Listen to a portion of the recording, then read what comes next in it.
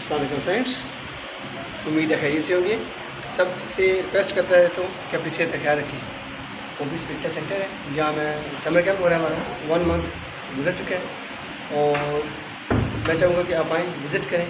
आपको लिए मैंने प्लान किया हुआ है power yoga, mind power, boxing, MMA, इसमें टेक्निक्स हो रही होती हैं और आप आएँ, विज़िट करें। ठीक है, तो देखिए जब तला करेंगे 1 2 करेंगे सिंपल बेसिक्स की आपको दिखाने के लिए आप आएँ। ठीक है, सेल्फ डिफेंस जरूरी चीज़ है। देखिए मैंने को ये तरह करा रखे